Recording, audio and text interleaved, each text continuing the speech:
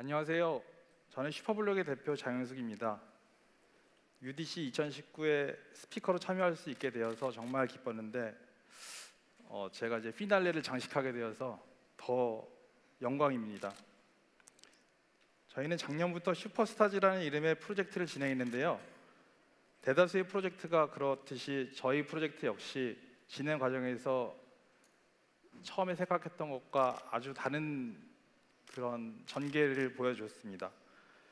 여기에는 진화라고 이제 이볼루션이라고 그 우아한 단어를 썼지만 실제로는 저희가 이제 살아남기 위해서 어쩔 수 없는 변화와 적응을 했던 그런 걸 표현한 단어고요. 그리고 프로젝트의 생존을 위해서 지금도 엄청나게 뜯어고치고 있는 중입니다. 저희의 지난 1년이 프루프 오브 서비스의 과정이었고요. 블록체인으로 뭔가를 만든다기보다는 목표로 하는 서비스를 만들기 위해 블록체인을 활용했기 때문입니다.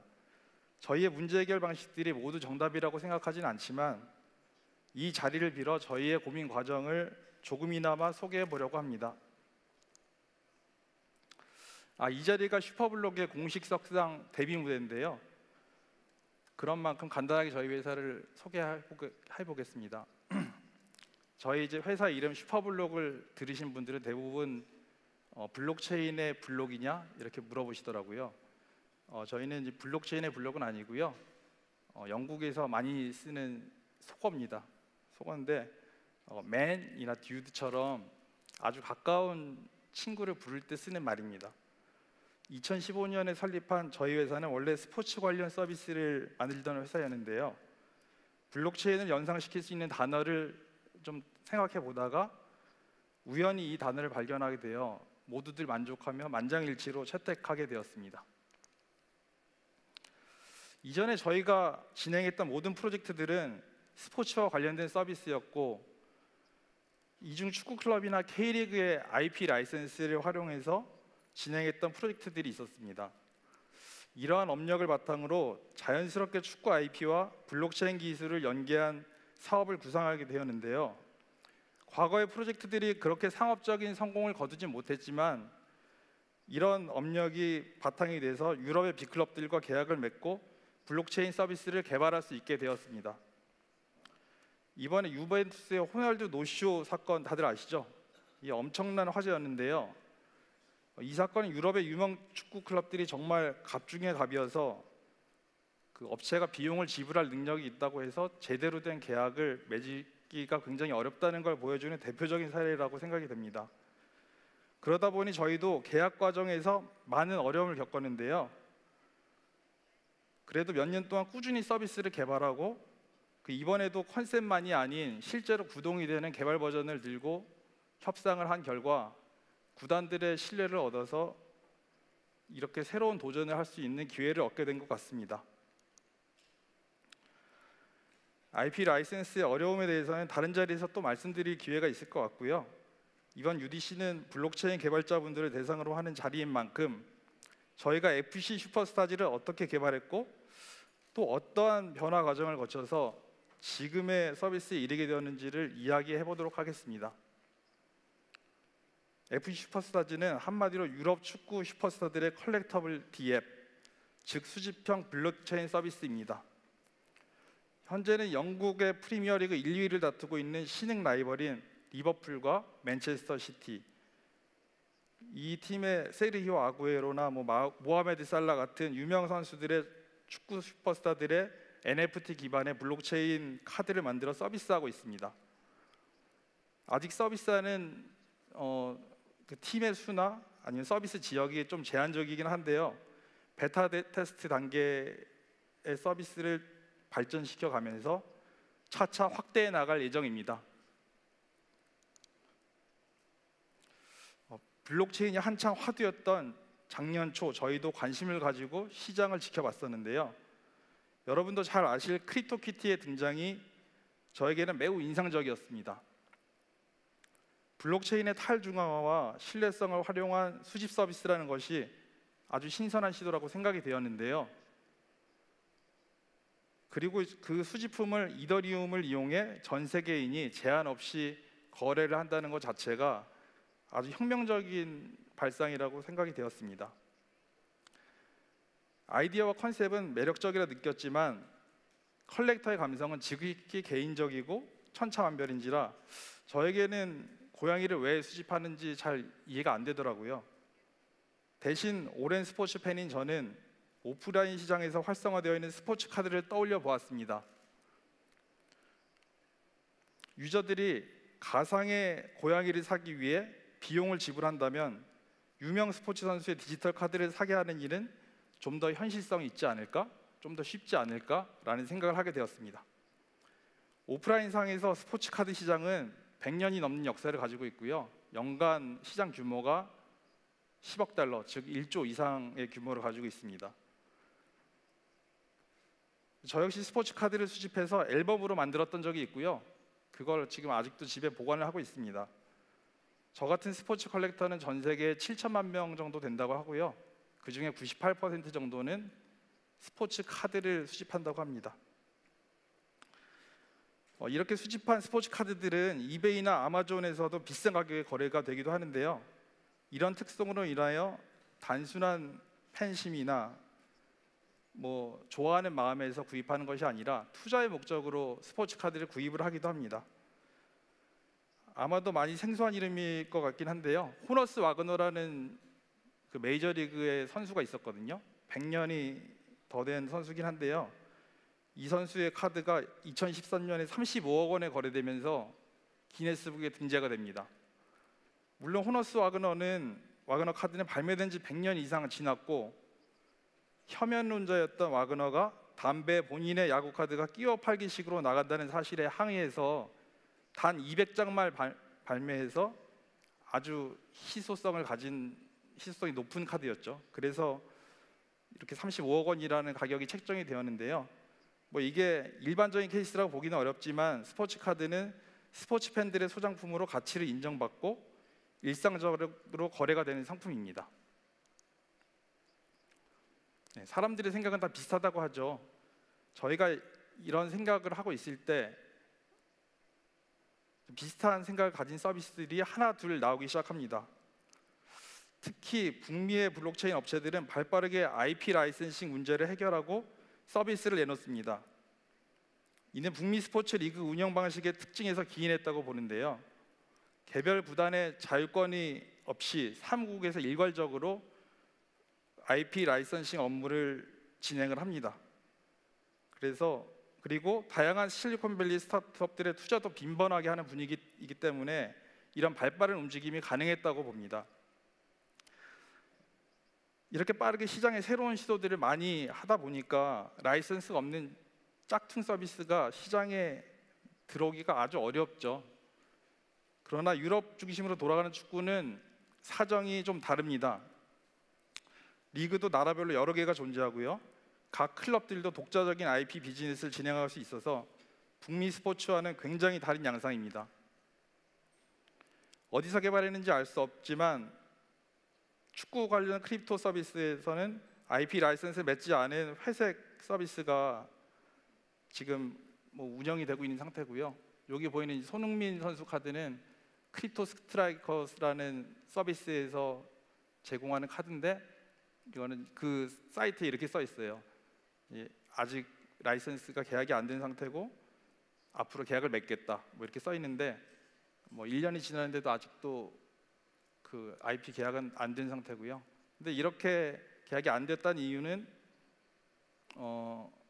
이제 크립토의 현실이기도 한데요. 그만큼 인기가 없으니까 이제 위반을 하고 있어도 누군가 신고를 하지 않고 있는 상황인 것 같습니다.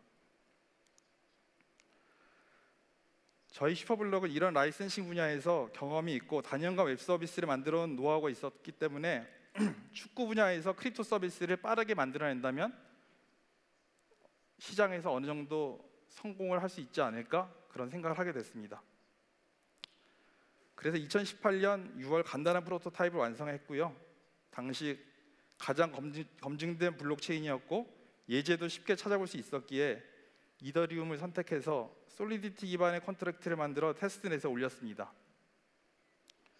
카드의 소유권을 스마트 컨트랙트에 기입하는 간단한 수준이었고요. 좀 더 이제 내용을 붙여가면서 서비스를 고도화하기로 생각을 했습니다.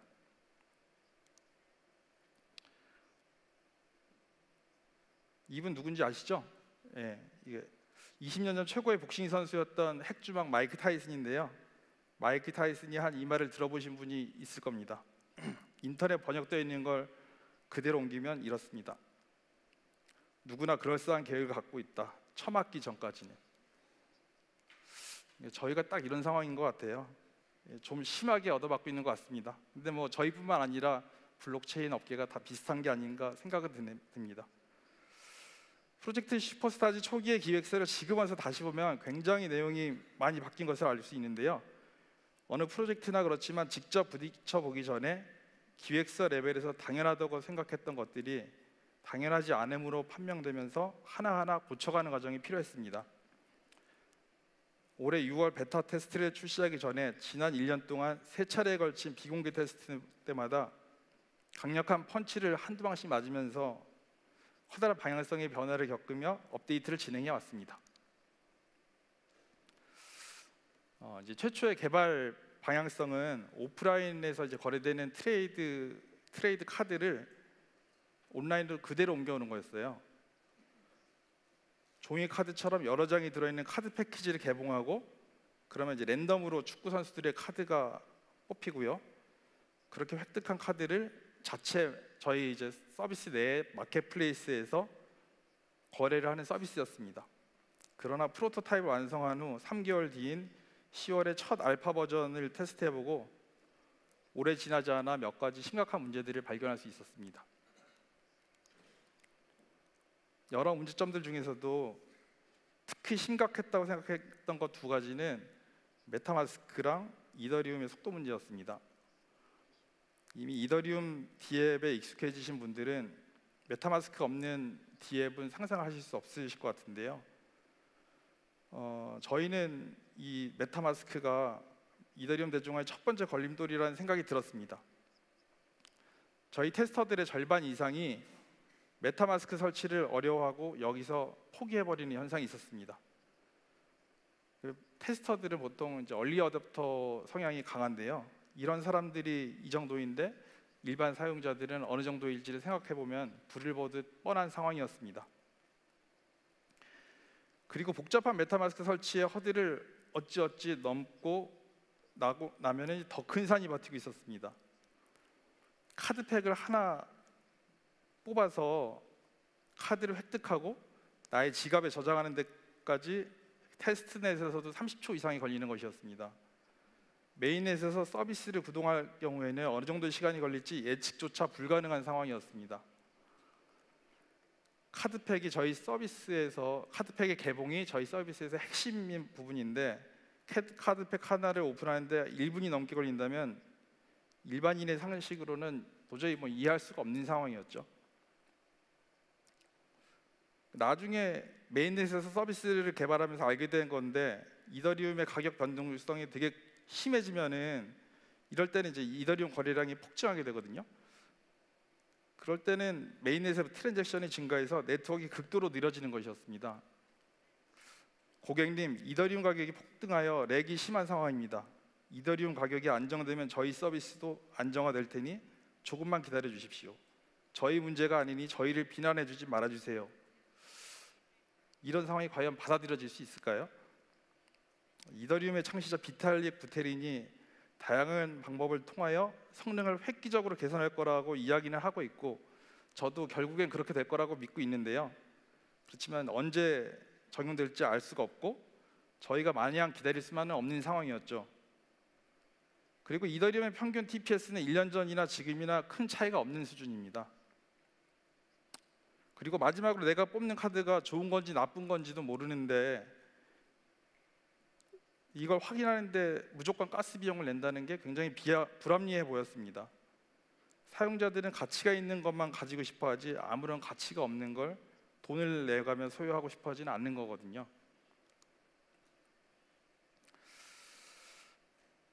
첫 알파 버전 이후 이 프로젝트 계속 해도 되나? 이런 좀 걱정이 들었어요.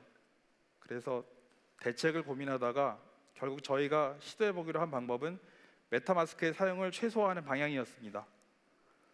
메타마스크가 없이도 서비스를 일단 이용해 볼 수 있게 하고 서비스에 대해 흥미를 느끼게 된다면 나중에는 자연스럽게 본인이 계속 서비스를 이용해야 되니까 본인의 필요에 의해서 스스로 학습하여 메타마스크를 설치하고 메타마스크에 카드를 저장하게 될 것이라는 그런 가정이었습니다. 그래서 겉보기에는 이전 버전과 큰 차이가 없어 보일 수도 있는데요. 서비스의 방향성이 크게 바뀌었습니다. 처음에는 카드 뽑기부터 모든 프로세스를 이더리움에서 실행하는 컨셉이었다면 이번에는 저희 자체 서버에서 카드를 뽑고 그 중에서 내가 가치 있다고 생각하는 것들만 선택해 일정 시간을 소비해서 성장시킨 후 조건을 만족시킨 카드들만 이더리움에 저장하는 방식입니다.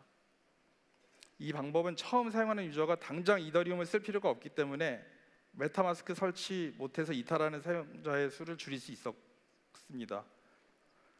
또한 카드 뽑기 부분에 30초, 1분씩 걸리던 부분을 비약적으로 계산해서 카드 뽑는 재미라는 핵심 컨셉을 잘 구현할 수 있었습니다. 일반적인 이용자들에게는 블록체인을 얼마나 사용하냐보다 서비스 자체가 스트레스 없이 자연스럽게 돌아가는 게 훨씬 더 중요하다는 판단에서 이런 방향으로 변화를 시도했고, 오픈 베타 서비스 중인 지금 시점에서 보면 이 판단은 맞았던 것 같습니다. 그리고 바로 메타마스크로 선수 카드를 전송하는 게 아니라 이용자가 내가 좋아하는 카드를 선택하고 그리고 그것에 대해서 노력을 기울여서 그 결과로 메타마스크 등록이 가능한 구조를 만들기 위해서 카드의 레벨 개념을 도입했습니다. 이 레벨 개념은 뭐 이제 게이미피케이션을 볼 수 있는데요. 트레이닝을 통해 100레벨을 달성한 카드에 대해서만 메타마스크로 선별적으로 저장할 수 있는 방식입니다.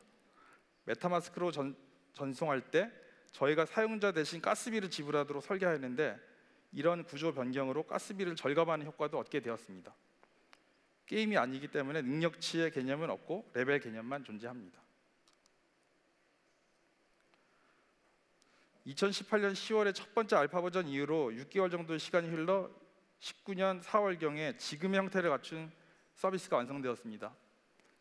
눈치가 빠르신 분들은 눈치채셨을 수 있는데요. 앞에까지는 레알 마드리드 선수였다가 리버풀 선수로 바뀌었습니다. IP 라이센싱 쪽에 이런 이슈가 저에게는 핵펀치급이라 큰 고생을 했는데요. 결국 해결을 하고 서비스를 오픈했습니다. 리버풀과의 계약은 5월에 체결이 되어 6월부터 베타 서비스에 들어가게 되는데요. IP 라이센스 대상이 바뀌는 것도 굉장히 큰 이슈인데 카드 디자인을 포함해서 그동안 만들어왔던 디자인 요소를 다 교체해야 되는 상황이었습니다. 거의 바닥부터 서비스를 다시 만드는 수준이었는데요. 그래도 선수 카드를 뽑아서 100레벨까지 육성한 뒤에 메타마스크로 저장을 시켜 이용자에게 소유권을 갖게 만든다는 핵심 컨셉은 바뀌지 않았습니다. 100레벨을 달성한 뒤에 이용자는 메타마스크와 연동을 통해서 서비스 DB에 저장되어 있던 카드를 나의 메타마스크로 이동시킬 수 있습니다. 초기 서비스 단계에서는 저희 사이트 내부에 마켓플레이스가 있었지만 이 시점에는 이것을 자연스럽게 포기하게 되었는데요. 오픈시 같은 외부 마켓플레이스가 훨씬 더 잘 만들어져 있었고 블록체인의 핵심 가치가 탈중앙화라는 걸 생각하면은 외부에 잘 만들어진 서비스를 적극적으로 연동하는 것이 훨씬 더 합리적이면서도 효율적이라는 생각이 들었습니다. 하지만 이런 베타 테스트 단계에서도 오래 지나지 않아 저희가 해결할 수 없는 한계점들이 발견되게 됩니다. 서비스 이용 초기에는 메타마스크가 필요 없이 그냥 플레이를 할 수 있는데요. 어쨌든 서비스를 이용하면서 100레벨 카드가 생겨서 이더리움에 저장을 하려면은 결국 메타마스크 설치가 필수적입니다. 저희 테스터들 중에서는 이미 100레벨을 달성했지만 메타마스크의 설치가 어려워서 여전히 지갑으로 선수 카드를 옮기고 있지 못한 사람들이 여러 발견되고 있는 상황입니다. 그리고 진짜 문제는 이건데요. 메타마스크 설치는 잘 정리된 블로그나 인터넷에 떠도는 글들을 보면은 할 수는 있는데 그 지갑으로 NFT를 저장시켜서 오픈시에서 확인하고 이거를 또 거래하려는 순간 이게 판매인지 구입인지 상관없이 무조건 최소한의 가스피가 필요합니다. 저희가 서비스를 통해서 이더리움과 원래 세대에서 자연스럽게 사용자를 학습시킬 수는 있지만 그 사람에게 0.001이더라도 구입하게 만드는 것은 차원이 다른 레벨의 허들이었습니다. 저희 유저 중에 한 열성 사용자인 한 축구 전문 기자분께서는 100레벨 카드를 100개 가까이 달성하셔서 메타마스크에 등록했지만 안타깝게도 이더가 없어서 판매조차 할 수 없는 상황이 있었습니다. 이분에 한해서는 저희가 소액의 이더를 트랜스퍼해드려서 거래를 진행할 수 있도록 도와드렸고, 그리고 이후 활발히 거래를 하고 계시지만 이거를 일반 사용자들에게 다 적용할 수는 없는 일이었습니다.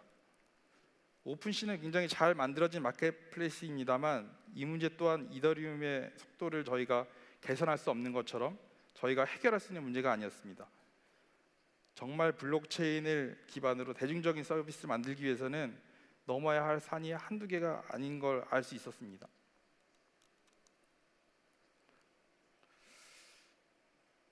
블록체인 서비스를 개발하면서 느낄 수 있었던 것은 저희가 모든 문제를 해결할 필요가 없었다는 것입니다. 왜냐하면 주변에 저희와 비슷한 고민을 한 개발사들이 많이 존재했고 그들은 더 좁은 문제에 대해서 깊이 고민을 많이 하고 계셨습니다. 그래서 주변에 그들과 함께 해결 방법을 찾아가고 있는 중입니다. 람다 256의 루니버스를 활용하여 블록체인 서비스의 최대 허들인 메타마스크 설치로 대표되는 지갑의 문제를 해결할 수 있었고요. 또한 루니버스는 이더리움보다 100배 정도 빠른 성능을 보여줘서 사용자들의 답답함을 많이 해소시켜 줄 수 있을 것으로 보여집니다. 그리고 마찬가지로 매그니스와의 협업을 통해 블록체인 게임 아이템 및 디지털 자산 거래 중의 서비스 텐빗을 활용해서 FC 슈퍼스타즈의 선수 카드를 거래할 수 있게 됩니다.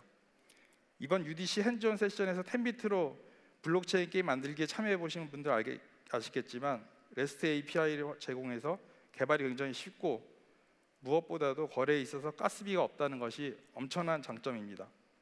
오픈시에서 선수 카드를 팔고 싶어도 가스비를 지불하지 못해서 팔 수가 없는 상황은 텐빗에서는 발생하지 않습니다.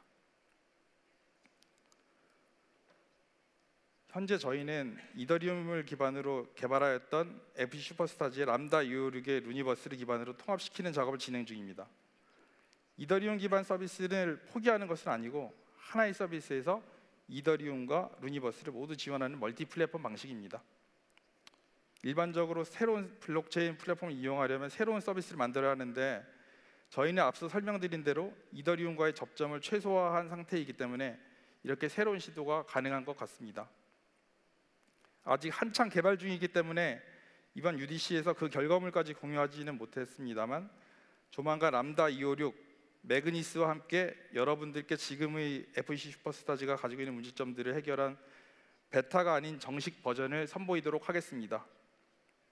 그리고 지금 해외 서비스를 위한 영어 서비스도 준비 중이어서 정식 서비스 이전에 한국 이외의 지역에서도 FC 슈퍼스타즈를 이용해 보실 수 있도록 해외 베타 서비스를 할 예정입니다. 새로운 축구 시즌의 개막과 맞춰서 새로운 카드들과 즐길 거리도 열심히 업데이트하고 있는데요. 특히 지난달 계약 완료한 맨체스터 시티의 카드를 업데이트한 새로운 버전의 서비스를 오늘 업데이트했다는 소식을 알려드립니다. 베타 서비스이지만 정식 서비스에 들어가도 소유하고 계신 카드들은 사라지지 않고 그대로 적용 가능하니 지금 접속하셔서 이용해 보시고 피드백을 부탁드립니다. 내년에는 핵펀치 맞은 이야기 말고 멋진 지표를 들고 와서 자랑하겠습니다. 이상으로 발표를 마치겠습니다. 감사합니다. 네, 장용숙 대표님 감사합니다. 축구에 대한 대표님의 식견이 특히 돋보이는 프레젠테이션이 아니었나 싶습니다. 대표님께 들어온 질문을 함께 몇 가지 살펴보도록 하겠습니다. 첫 번째 질문입니다. 크립토키티가 생각보다 서비스로 크게 성장하지 못했는데 FC 슈퍼스타즈는 차별점이라면 뭐가 있을까요? 제가 생각할 때는요. 일단 크립토키티는 일단 크립토키티에 비해서 저희가 가지고 있는 장점 중에 하나는 이제 일단 IP 기반이기 때문에 기본적으로 팬이 존재하는 시장이고요. 그래서 그 팬 베이스로 좀 더 이제 소비자들에게, 사용자들에게 어필할 수 있다고 생각하고요. 그리고 저희는 수집뿐만 아니라 이제 게이미피케이션을 통해서 선수를 성장시키는 재미를 느낄 수 있거든요. 그래서 그 두 가지 부분이 퀵토키티와 큰 차이점이라고 생각합니다. 그래서 저희는 기본적인 생각이 저희 서비스를 이용하면서 축구를 더 재밌게 볼 수 있게 그렇게 만드는 것이 저희의 기본 생각입니다. 네, 다음 질문도 살펴보도록 하겠습니다. 오프라인 카드가 시장성이 있다고 디지털 카드도 시장성이 생긴다는 보장이 있을까요? 네, 저희가 가장 많이 받았던 질문 중에 하나인데요. 이게 굉장히 어렵고 저희가 해결해야 될 가장 큰 숙제라고 생각합니다. 일단 오프라인 카드에 비해서 저희가 가지고 있는 장점은 시의적절함이 있다고 생각이 되는데요. 일단 오프라인 카드는 한번 기획을 하고 퍼블리싱 되기까지 굉장히 오랜 시간이 걸립니다. 왜냐하면 종이에다가 그림을 넣어야 되고 또 그거를 실제로 배포를 해야 되는 시간이 오래 걸리거든요. 근데 저희는 어제 호날두나 메시가 멋있는 플레이를 한 것을 바로 카드에 반영을 할 수가 있고요. 그래서 사용자 입장에서는 카드를 보고 사고 싶다는 생각이 많이 들게 됩니다. 이게 그 뮤지컬이나 아니면 공연을 보고 나서 관련된 그 티셔츠를 사람들이 많이 사는 것과 비슷한 원리라고 생각하는데요. 팬심이 극대화되어 있는 시점에서 카드를 사고 싶은 마음이 더 커진다고 생각합니다. 그래서 그 부분에 차이점이 있고, 그리고 저희는 오프라인 카드가 가지지 못하는 또 디지털만의 특징이 있잖아요. 예를 들어서 뭐 동영상이라든지 아니면 움짤 같은 좀 정지되어 있지 않고 그 장면의 특수성을 잘 반영할 수 있는 그런 멋진 화면들을 제공할 수 있고요. 그리고 또 저희는 디지털 카드를 통해서 아직까지는 구현이 되어 있지는 않지만 보상 시스템을 뭐 추가해서 좀 더 재미 요소를 많이 줄 수 있다고 생각합니다. 이 재미 요소를 주는 거는 이런 이제 뭐 상대방과 경쟁한다거나 뭐 아니면은 뭐 이런 부분에 대해서는 오프라인 카드가 주기는 좀 어려운 문제 같고요. 저희는 여러 가지 게이미피케이션 요소도 같이 담아서 사용자들에게 그 소유의 재미를 더 줄 수 있다고 생각합니다. 네, 답변 감사합니다. 다음 질문 함께 보도록 하겠습니다. IP 홀더들과 어려운 점들이 많았다고 했는데 사례를 이야기해 주실 수 있을까요? 네, 이 사례는 굉장히 좀 많은데요. 그냥 뭐 간단히 몇 가지 한번 얘기를 해보면은 일단 리버풀이라는 팀은 상징 색깔이 빨간색이잖아요. 근데 저희가 그 카드 제작을 뭐 노멀 카드가 있고 에픽 카드가 있고 뭐 레어 카드가 있는데요. 레어 카드의 바탕 색깔을 파란색으로 했어요. 그랬더니 리버풀에서 우리의 상징 색깔은 빨간색인데 파란색 카드를 쓰면 안 된다.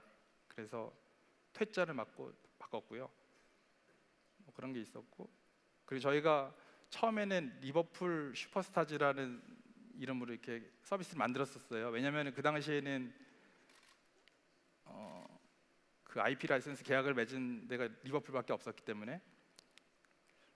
그랬더니 이제 리버풀에서는 우리 팀만 나오면은 우리가 직접 만든 서비스지 라이선스 받은 그런 서비스가 아닌 것 같다.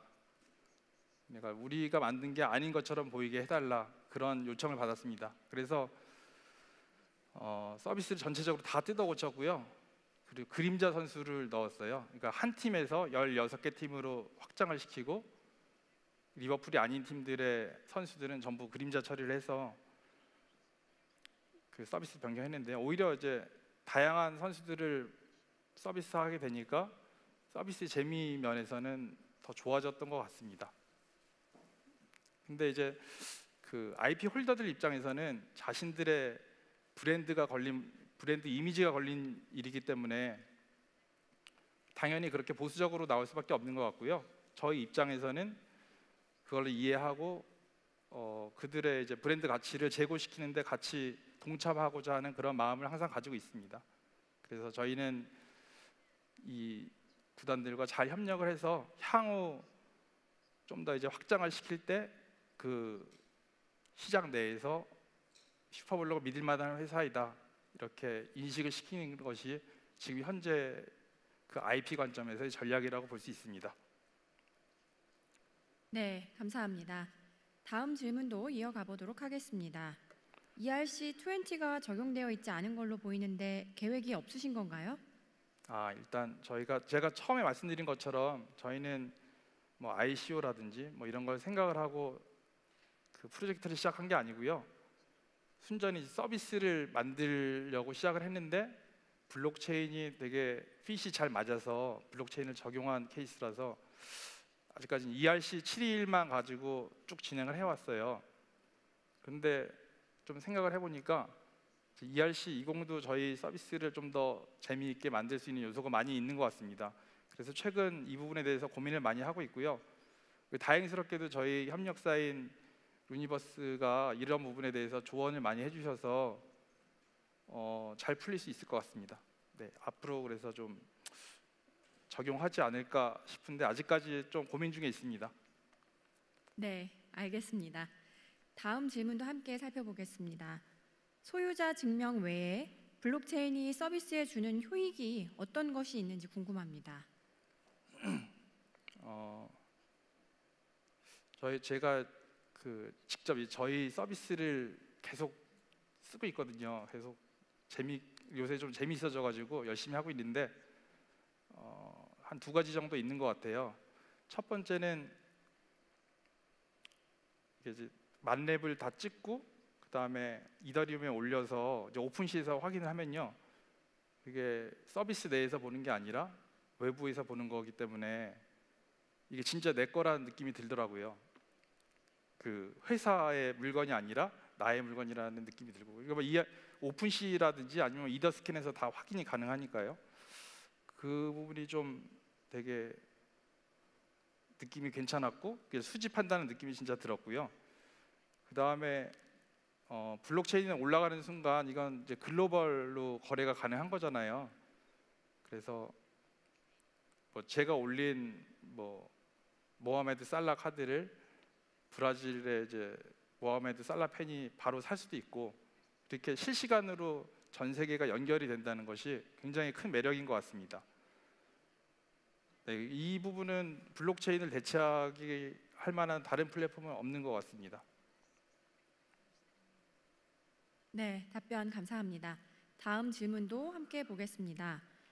IP 라이센스가 무한정 지속되지는 않을 텐데 라이센스 계약이 종료되면 그동안 발행되었던 카드들을 폐기해야 되는 것은 아닌가요?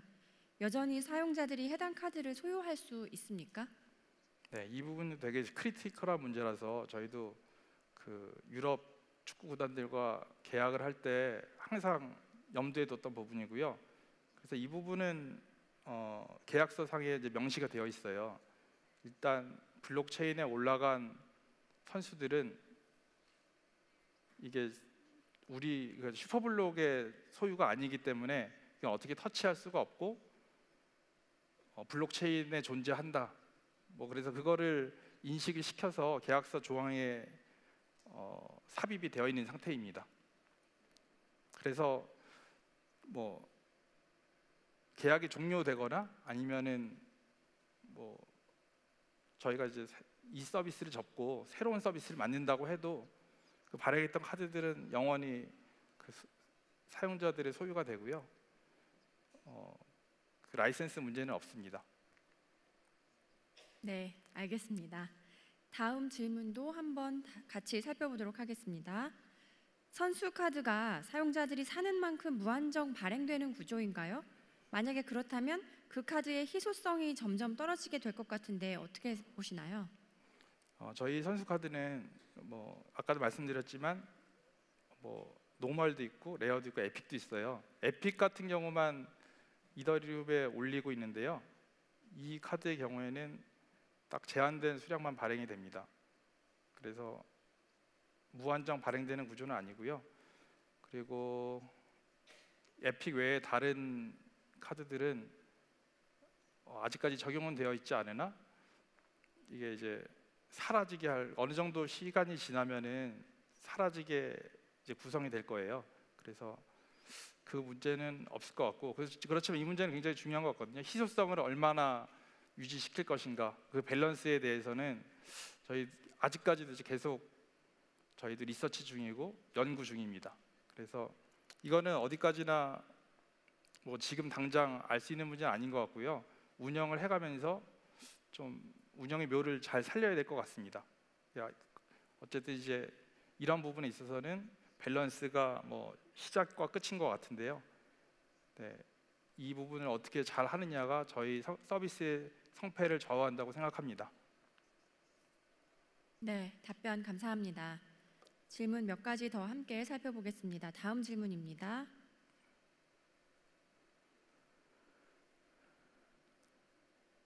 네, 다음 질문 보여주세요.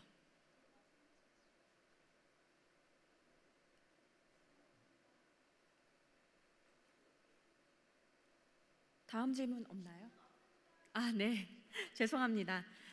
그러면 남은 질문이 없는 관계로 이쯤에서 대표님과의 시간을 마무리하도록 하겠습니다. 좋은 말씀 해주신 장용숙 대표님께 다시 한번 큰 박수 부탁드립니다.